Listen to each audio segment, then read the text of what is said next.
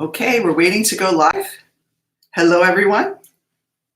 Okay, we're live. Welcome to our YouTube channel. And this is our very first live broadcast on YouTube. Yeah, Are you excited? Absolutely. It's a new world for us. We've been doing lots of lives on Facebook. So we're really excited to be here. And the topic of today is how the creative mind can change your life. I'm Debra Berndt Maldonado, and I'm here with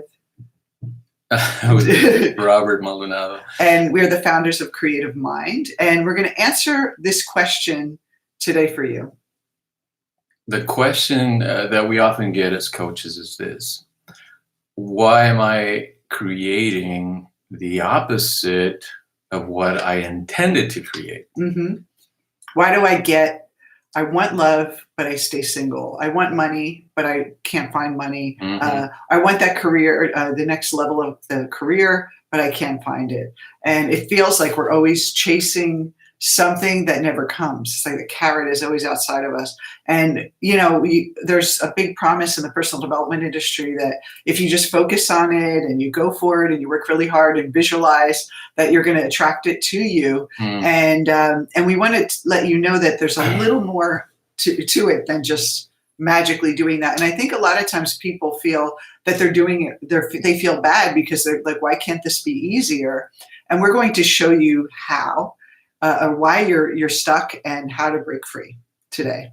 Yeah, in 20 minutes. Yes, in 20 minutes. And if you have questions, we have a live chat here if you'd like to ask us some live questions. Absolutely. So the first step we need to do is, I just want to introduce ourselves briefly. Mm-hmm. Like I said, I'm Debra Berndt Maldonado. I wrote a book back in 2010 called Let Love In, Open Your Heart and Mind to Attract Your Ideal Partner. A great book if you haven't read it. And I started out in the personal development industry as a love coach, and now I am a coach trainer. We actually train life coaches in our process based on Jungian Psychology, Eastern wisdom, and brain science. And through my work on myself and kind of understanding my own unconscious mind, I was able to shift my relationship patterns, and I can find a great partner like Rob that we get to work together. Thank you. And so, my mission really for you is that throughout my own personal development, I felt that something was wrong with me. I wasn't doing it right. I was wounded in some way. I had some terrible thing that happened to me in my childhood that I had to heal. And anytime I got into a relationship and it didn't work out, or I was, doing so much personal development, and I was watching all my friends meet someone and get married, and like, why is it so hard for me? And I really felt like something was wrong with me. And then I realized that the way I was approaching personal development was a little off, and it wasn't my fault. It's because this whole idea is that you have to be perfect to have everything you want in life, and you have to think perfectly and act perfectly and be happy, and then everything comes to you. And it's impossible for us. And I think when I met you, Rob, you taught me about Jungian psychology, and it really gives you a breathing room to be who you really are, and to accept the parts of yourself that aren't as pleasant sometimes, and to be just to provide a coaching system for people so they're not in the past fixing the past. They're actually moving forward and creating something they want. Wow, that's quite. So you have to follow that. I know. Well, from my side, you taught me about coaching, which really changed my life, because I saw here a way to deliver all the knowledge that's available out there, and as far as neuroscience, the new stuff that we're learning about the brain, the wisdom of the wisdom traditions, meditation, yoga, all those philosophies, as well as the coaching mindset, which teaches us about possibility. How do we act in the world? How do we create?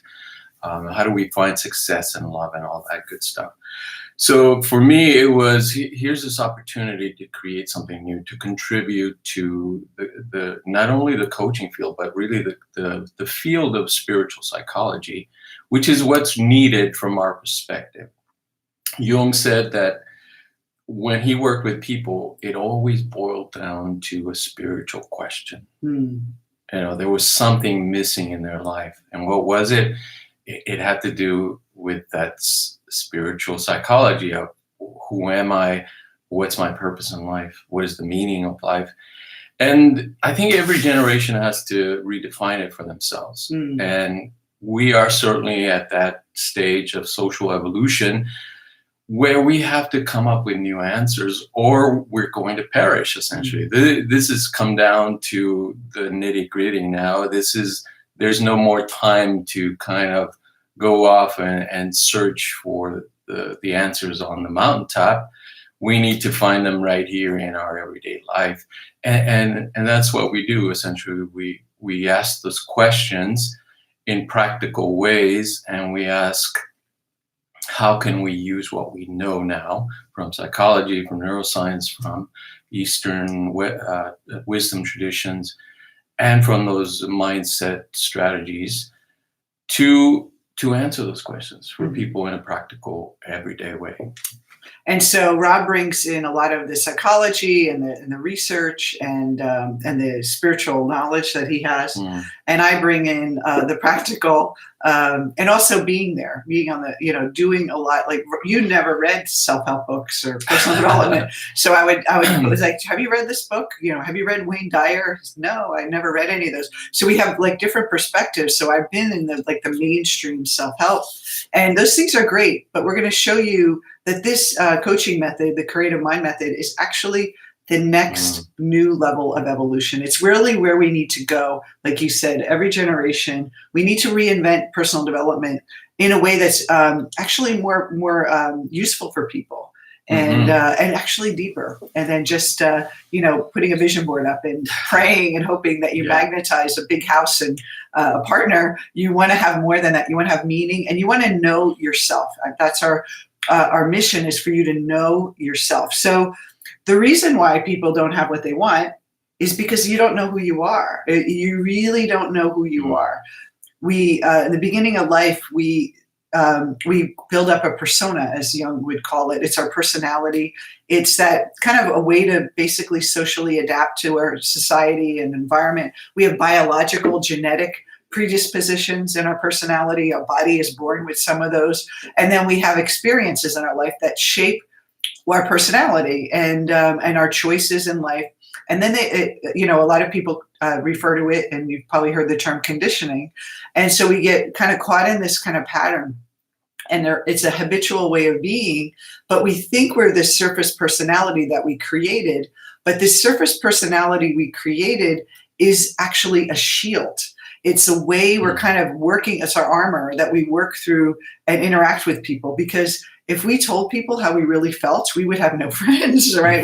We have to be nice. We have to be pleasant. We can't get in arguments all the time with people. We have to, bite our lip when our boss is chewing us out, or, when someone breaks our heart, we have to kind of hold back a little or not admit how devastated we are, except to maybe some of our closest friends. So this persona becomes a wall between us and other people and the world. And then we end up framing our life around that persona. And then we get kind of stuck in a pattern. And so what we end up doing is getting what we've always gotten, and we're not breaking free. And we think this is the best we can do. And then we're ended up just managing it. And so when I did personal development for years, it was about managing this personality. How do I make this personality more confident? How to make this personality more, changing behavior so she seems braver. Those are great things, but you're really just building up this personality, and we're so much more than that. So what's beneath that? Yeah. So what you're talking about is individuation, Yes. obviously. And given the time frame, we wanted to give you, let's say, a little piece of that. Jung said that until you make the unconscious conscious, it will direct your life, but you will think it's fate. So let me translate that for you into layman terms.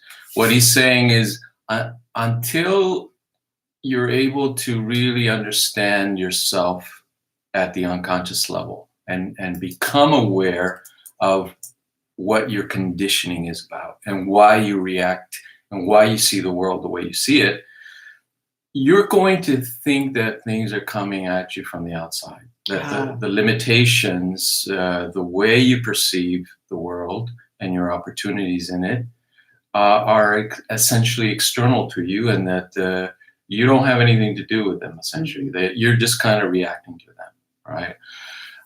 By the same token, when you do become aware of what's in your unconscious, meaning kind of making that unconscious conscious, then you're able to direct your life in a conscious way. Now, I want to say that a lot of people may have done like belief work, like the beliefs that are in my unconscious, and that's not what we're talking about. A lot of, that I don't feel good enough and I don't feel, that's not really unconscious. We know how we feel. We can hear our thoughts. So it's not about changing the thoughts. So in Jung's, if you're not familiar with Carl Jung, he's basically was around the same time around Freud. They had a split because Freud thought that we were just the persona, and Jung actually thought that we were spiritual. There's a deeper spiritual part of us. And so as we build up the personality, we choose what's adaptable. So for most of us, we think we have to be nice, we have to be good, we have to be kind. Most of us have this moral code that we follow to fit in with society. And so what doesn't fit, what we reject about humanity and personality traits that we reject, we put in the shadow. So if you had, someone around you who was very angry, and you didn't like that, and you don't want to be an angry person, so you become super nice, you put anger in your shadow. That means I can never express anger because it's bad. And so we make these judgments early on, and it creates that persona. But the opposite goes into what Jung called the shadow, which is, I think of it as a storeroom, and that you never go in, and you just kind of, it's a part of you that you never allow yourself to express. And it's really a repressed energy that if you can't express anger, that's energy that you're not expressing. So it's more emotional that we're dealing with, not thoughts. You're dealing with an emotional aspect of yourself that you can't express. Yeah, because originally that's the way it was laid down. Somebody is asking, how do you bring this to the surface? And that's precisely the way Jung figured it out. He said, without the emotion, there's no transformation. So what you're saying is precisely what we're talking about, this emotional reading of our environment. As we're children, as we're growing up, we're reading the world emotionally. And that leaves an imprint on our unconscious mind. And it says to us, this is who you are, and this is the way the world is going to be for you. And it's preparing us. Obviously, it's very good for survival. The only problem is that when we get to the kind of into our midlife, right? After 20s, let's say in our 20s, we're creating our ego, our persona, and we should do that. We got to find a relationship. We got to find a job. We got to make money. We got to kind of individuate from our parents and kind of become successful adults. That's right. But we hit a certain point where we understand that there's something more. There's got to be something more than just kind of appearances, appearing to be successful, appearing to be happy in relationships. Because internally, we're not really connecting with who we really are. We're focusing and identifying with a persona, with what Jung called the mask. And so the process of individuation really has to do with connecting emotionally with that unconscious process that's going on inside of us. That's really calling us to grow beyond our persona. And often people experience divorces around this time. They experience job loss, illnesses, or sometimes they just kind of lose their sense of, what am I doing? And, kind of a lack of passion. Yeah. Or something's off and I'm looking for my purpose now. That's right. And that's the calling. That's that internal calling for us to seek our true self. And here's the thing. Every human being is meant to individuate. This is a natural process of the psyche to build up the personality in the early part of life. And then the second part of life is really to become more spiritual and to connect to deeper parts of ourselves. And, it's not just about survival. Now, in a simple way, how do we see this? Let's use this example again of the persona of a nice person. We can all relate to that. We all want to be perceived as nice. Some people are not, but some people see niceness as weakness, so they actually become angry out externally, and nice becomes a rejected part. So it's not always the case with everyone. But let's forsake, for especially for women, we work with a lot of women. They have this thing that they have to be nice to get along, and we're very communal, we're very tribal, very social. And so if anger or meanness is in our shadow, what will happen is that since we can't use that energy, we end up projecting it out there. So how do we bring it to the surface? Is we look at the people that trigger us. So I guarantee you there's someone in your life this week that has totally triggered you, that they annoy you. That doesn't have to be a big trigger, like a big upset, but they're kind of get under your skin. There's someone at your office, there's someone at your husband maybe, or your partner, or someone you recently dated, and you're just kind of like, that person annoys me, or this type of person annoys me. That is a clue of what you're repressing. And here's the thing. You can argue till it's, the day is gone that it's not good to be like them. I can't be mean. They're terrible. They're selfish. They're angry people. I never want to be like them. But I want you to ask yourself this question, is that how avoiding being like them, how you building up a persona that's the opposite, how does that limit you? And I can tell you that being a nice person a lot of times impedes on our ability to keep boundaries. It impedes on our ability to really speak up when we need to speak up. It impedes on our ability to ask for more money, to go for, tell someone directly, I'm not interested in you. Just from a love perspective, I had so many women when I did love say to me, I don't want to date online. And I said, why? Because I don't want to be mean to people and tell them no. Mm-hmm. So let me just not date at all, because I don't want to face that meanness. And here's the thing. It's not that you have to accept that I am mean. You have to drop the fear of being perceived as mean. And that's the emotional energy. So you could see we're triggered. The emotion was like a signal, like, okay, this is a part of myself that I'm pushing away. I'm splitting my energy and putting it out there. What if I reclaim that energy? What if I allowed myself to be perceived as being mean? Not that I would intend that, but I'm not going to limit myself because of that fear. So you say, you know what, I'm going to tell this person I'm not interested. So they're not calling 5 times a day, and I free them, they move on, and I maybe they think I'm mean, but at least I'm expressing myself. And that's the choice. That's moving from the fixed mindset to the conditioning to being who you really are. And people love you truly when you're yourself. And I think we're conditioned to think who you really are is terrible, and people aren't going to like if they look within. And that's why a lot of people stop really connecting on a deep, intimate level, because we're so afraid that if someone goes within us, we are not going to, they're going to run away. They're going to be terrible. And here's the key. If we're okay with being a little mean sometimes, or being perceived as mean, and we know that our intention is that way, we'll stop seeing it out there. We'll basically attract people that respect us, that don't challenge our boundaries anymore, that are giving to us, that love us for who we are, and everything starts to change. If you don't, people are going to accuse you of being mean anyway. You're going to keep getting it. So we think we're trying to negotiate around it, but it still shows up.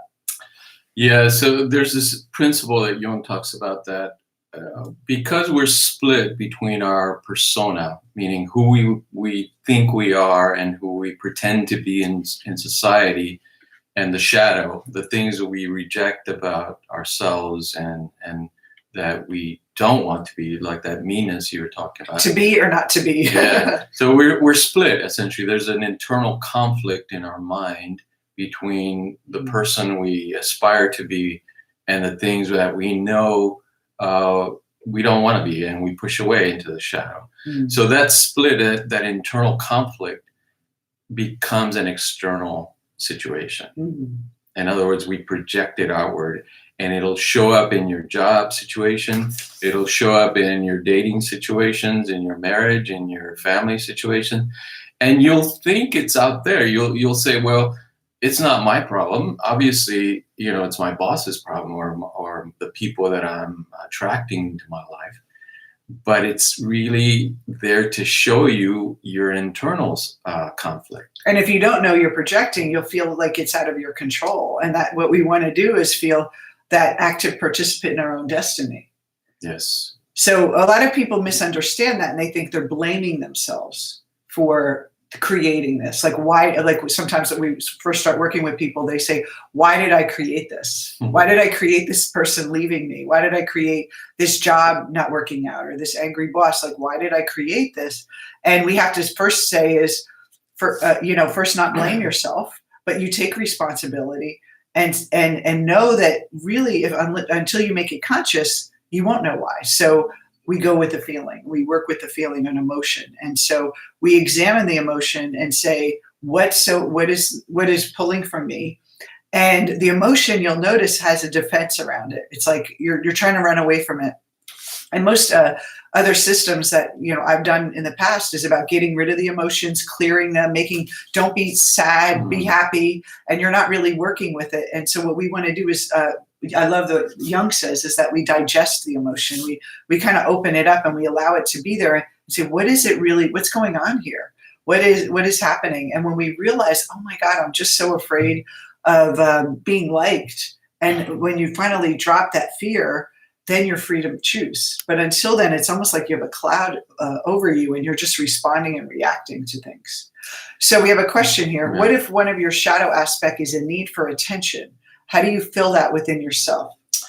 Well, first I would ask, if you're conscious of that's not really your shadow, right? If you're aware that, I have this need for attention, that's not your shadow, because by definition, the unconscious is unseen to us. The only way we can really see it is, let's say people that need attention trigger you, right? That would be a kind of situation that's pointing to a shadow element that has to do with needing attention. That when you see somebody that's needy, you're triggered, right? That emotional reaction of, oh my God, how can they be that way? And you want to push it away. Like you say, you feel like you want to crawl out of your skin. Out of your skin. Yeah, because it's pointing, it's touching your shadow. So the way you approach it is this way. You ask yourself, what's the worst thing about needing attention? Like really, what is so bad about that? What is it that triggers you? What is it that you want to push away? And that's closer to the shadow element.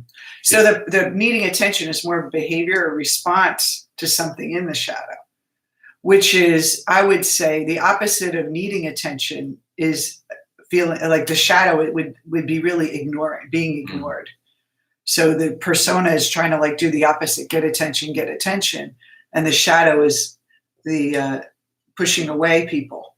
Yeah, the opposite. Yeah, and also I would add that if you think of a needy person, what is the characteristic that people would judge as bad about them? What does it say about a needy? What's the worst thing about a needy person? Is that we judge them to be not confident, not self-sufficient, not secure in themselves, that they need external acknowledgement, validation from others, those kind of things. So it's pointing to a judgment about weakness, about neediness, that's getting closer to what's in the shadow, right? That you fear being perceived that way. And therefore your persona, I would guess, is always trying to be the opposite, trying to appear self-sufficient, confident. I don't need anybody. But it sounds like her persona is needing attention. No, she's saying it's an aspect of their shadow. But you said if it's conscious, then it's a persona, right? So, right. So well, the opposite, I'm saying if you're conscious of that need in you, then that's not really your shadow. Yeah. The shadow is something deeper. It's that fear of being perceived that way. So let me just simplify this. So if your shadow is the need for attention, your persona is, I don't need anybody. So it's the opposite. So, there's people that they push everyone away and they get triggered by people that need attention. They're like, she's so needy. That would be the shadow. They need attention. So you have to, what is your persona like? Would be the way to work with it. And then if your persona needs attention, the opposite is I don't care. I don't need attention. And how do you fulfill that within yourself is why do you need attention?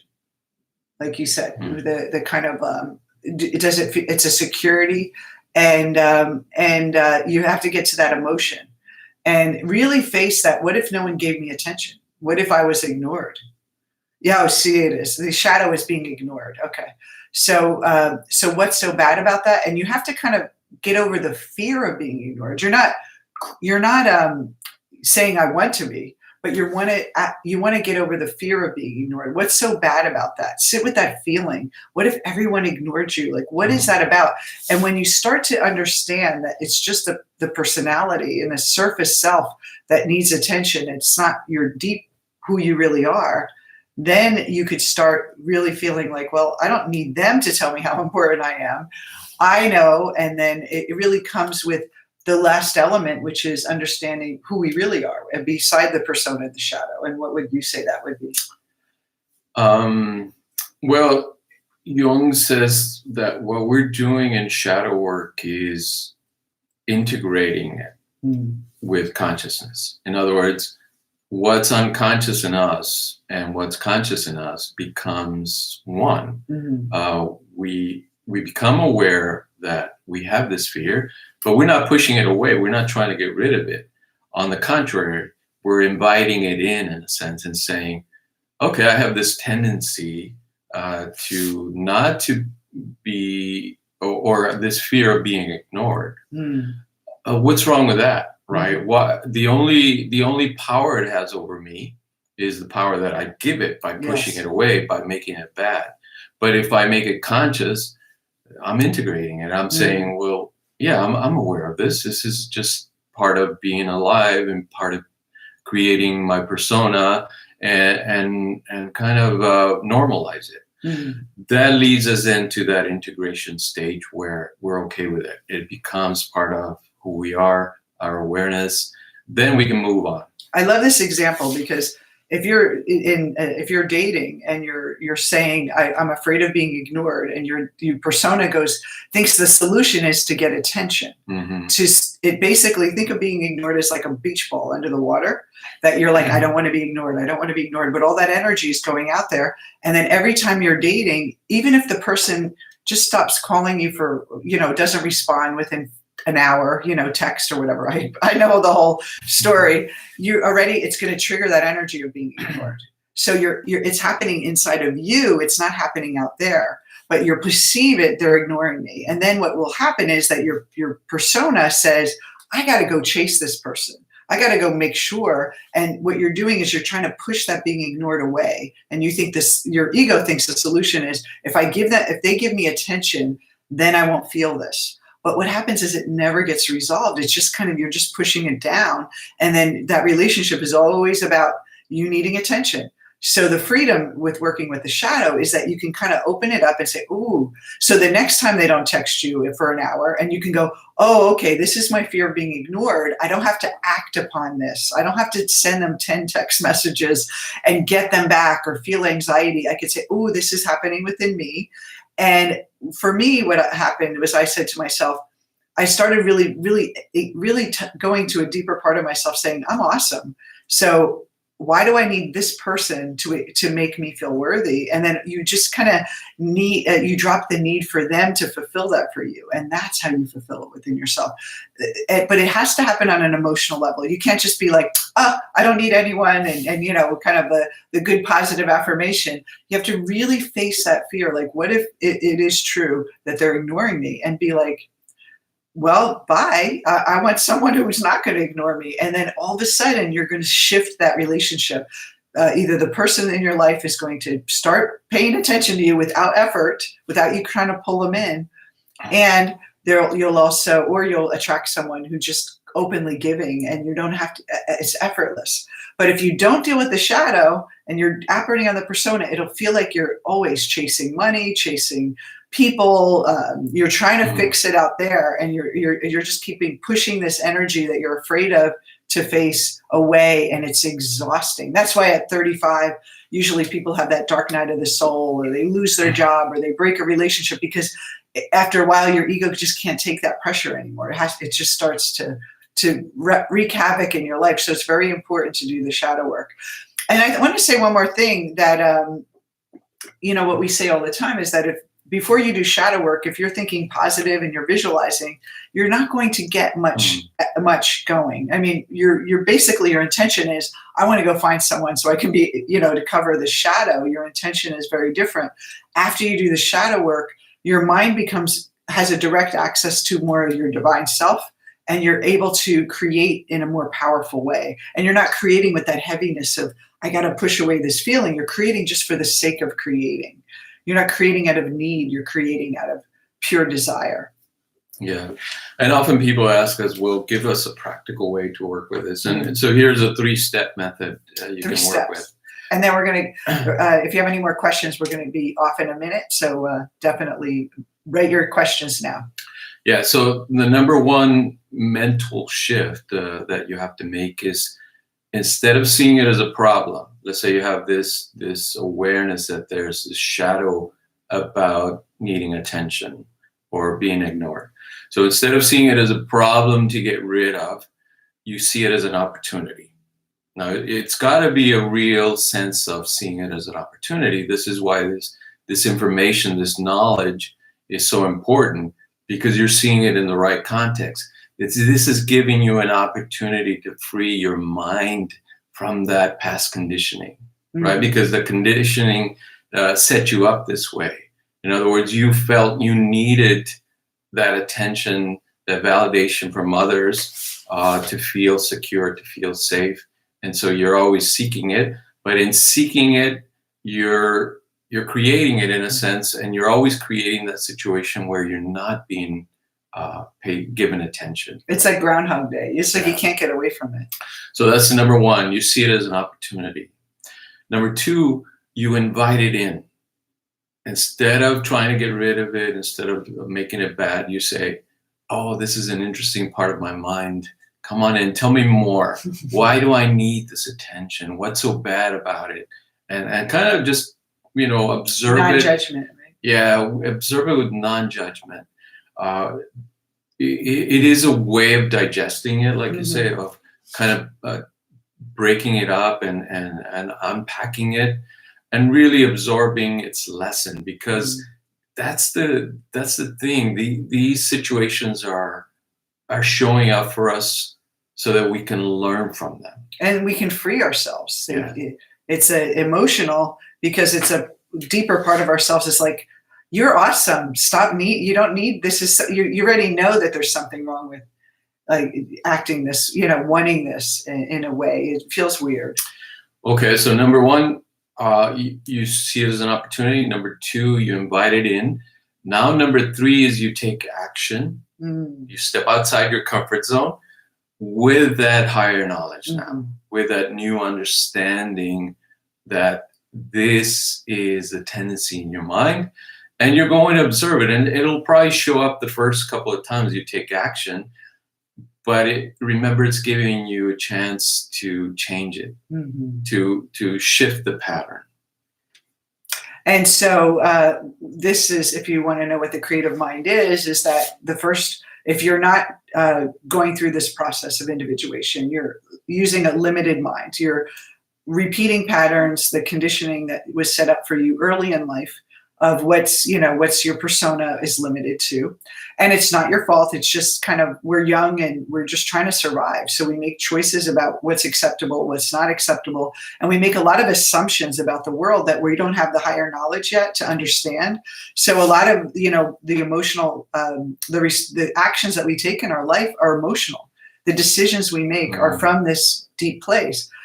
Now, after you work with the emotion of the shadow and you become free of the need or it's hook on you. It's basically like a lock and key. It locks you in and it also sets you free. Then you can access your creative mind, which is a higher level of your mind that's above your conditioning, your ego. It's that spiritual aspect of yourself, the divine intelligence. And that is connected to what Jung called the collective unconscious, which is everything that we need and every information, intuition, imagination. And there's 3 ways that we work with this emotion. One is through the triggers, so people that trigger you. Number 2 is visualization. You can actually work with the shadow through visualizations. And then the third part is dreams. We help you in our coach training. We actually teach you how to interpret dreams in Jungian dream interpretation. And a lot of your shadow will show up. These things that you're not conscious of will show up in dreams as symbols. And you'll be able to read these symbols and understand the messages. And it's your inner wisdom basically telling you, here's where you're off base. Here's where you go next. Here's the map of your destiny. And you're actually becoming an active participant. You're not a passive reactor to life. You're actually becoming a force of nature, a force of power in your life. And that's what the creative mind is. Nice. So yeah, what a great little class. I hope you enjoyed it. If you are a Facebook fan, we also have a Facebook group where we actually do live group coaching every Tuesday. If you're interested in joining us, there'll be a link below to get you there. We have some great classes coming up every Tuesday on emotion. So we're covering every emotion, a lot of the major emotions and how they show up in our life, how to work with the shadow around it. So we totally invite you to come and get some coaching with us. How does meditation benefit you psychologically?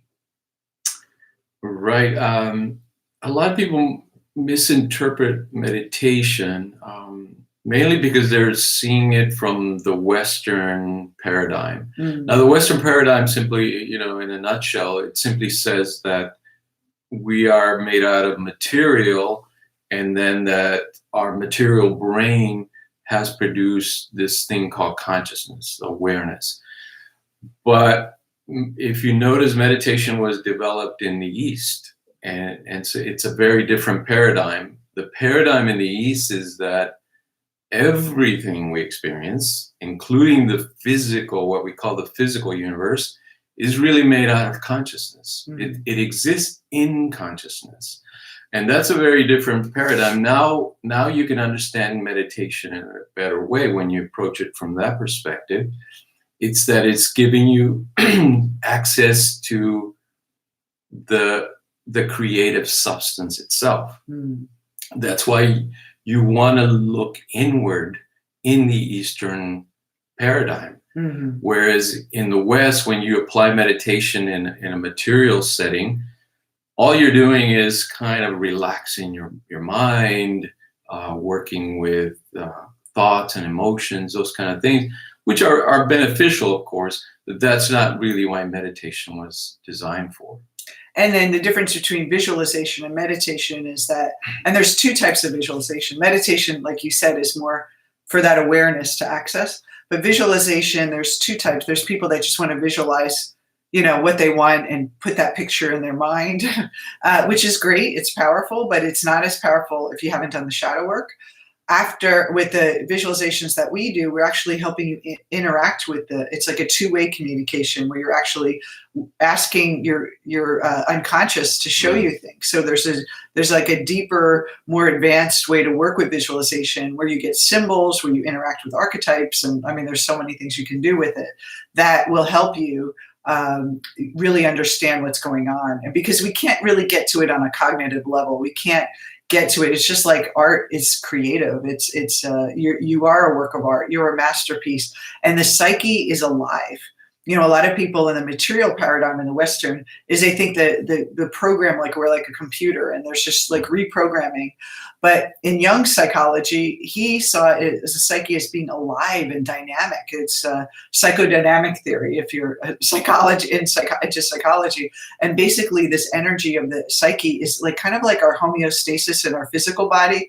It works as a balancing act for ourselves. So if we're being too much persona on one side, the opposite will show up to balance it out. And that's why we create these problems in our life. It's trying to find the balance, and it's alive within us. It's beyond just what we're conscious of. There's this living part of us that's alive. And that's really what I love about the visualization piece and the dream work, is that there's this other place that helped alive. Meditation has helped me spiritually a lot. Mhm. Yeah, absolutely. That looking inward aspect, and we can say it's introspection, Mhm. looking into our mind. It's one of the most useful things we can do, Mhm. because often we get stuck in that externalizing, right? Mhm. We're always looking outward for solutions for happiness.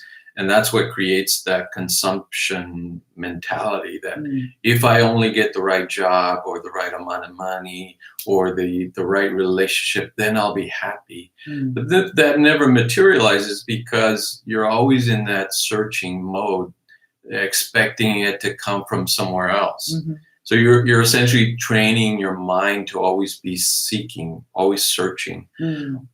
Looking inward essentially says the reverse. It says, I'm going to find happiness within me. It's already within me. That's meditation. That's real spirituality. Mhm. Great. Well, thank you all for joining us. Thank you for all your questions and participating. And we hope to see you again soon. We'll probably do another one next month. So stay tuned. We have tons of videos on this channel as well about the shadow. So check it out. Dream interpretation, visualizations that you can use to help you create a better life. And on behalf of Rob and I just want to say thanks for being a part of the world. And we hope you get the awakening that you desire and get to choose your life as you want. All right. Take care, Thanks everyone. for tuning in. See you next time. Bye-bye.